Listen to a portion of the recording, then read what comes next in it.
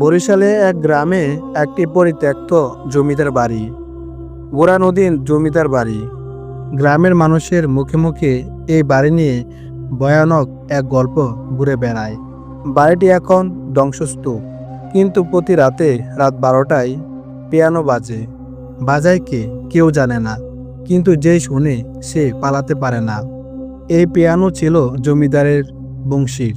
তিনি তার একমাত্র মেয়েকে ছোট্টবেলায় হারান পুকুরের ডুবে।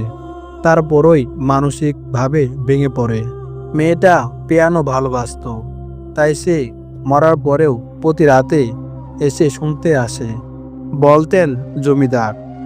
একদিন লোকেরা তাকে মৃত্যু অবস্থায় পায় পিয়ানোর সামনে।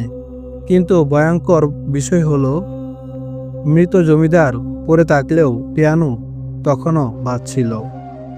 বর্তমানে 3জন তরুণ ইউটিউবার, রিয়াদ, হিমেল, সুহেল, গ্রামে এসে একটি চ্যালেঞ্জ নেয়। ভূতের পিয়ানো রহস্য জানতেই হবে। আমরা লাইভ করব সেই বাড়ি থেকে। তারা রাতে টর্চ, ক্যামেরা আর মোবাইল নিয়ে ঢুকে পড়ে জমিদার বাড়িতে। চাঁদের ছাল খসে পড়া, দেওয়ালে কালো দাগ, আর ঘরের এক কোণে দাঁড়িয়ে সেই সাদা পিয়ানো। তারা ক্যামেরা চালু করে রাত 12টা বাজে। রাত 12টা 14 মিনিট।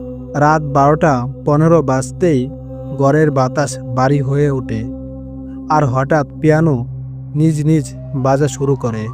শোটা প্রথমে কোমল ছিল, তারপর খকরস হয়ে উঠল, যেন কারো কান্না মিশে আছে তাতে। তারা ভয় পেয়ে মোবাইলের ক্যামেরা ঘোরায়। হঠাৎ এক বন্ধু ফিসফিস করে বলে, ওই পিয়ানোর সামনে কে বসে আছে? তারা ঘুরে দেখে, পিয়ানোর সামনে এক সাদা কাপড় পরা মেয়ে বসে বাজাচ্ছে। চুল মুখে ঝুলে আছে, চোখ নেই, ঠোঁট নীল। তোমরা 3জন এসেছ, কিন্তু আমার জন্য একজনই যথেষ্ট। হিমেল চিৎকার দিয়ে দৌড়ে পালায়। সোহেল ভয় পেয়ে স্থির হয়ে যায়। রিয়াদ ক্যামেরা হাতে দাঁড়িয়ে থাকে। তার মুখে এক পাশে ধীরে ধীরে বিক্ষত হতে থাকে। ক্যামেরা হঠাৎ বন্ধ হয়ে যায়।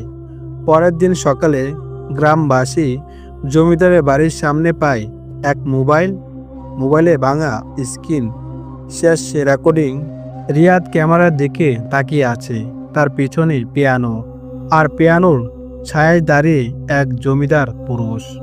ঘরের দেওয়ালে লেখা রক্ত দিয়ে, আমি বাজাই না, ও বাজায় আমার ভিতর দিয়ে। হিমেল পাগল হয়ে যায়।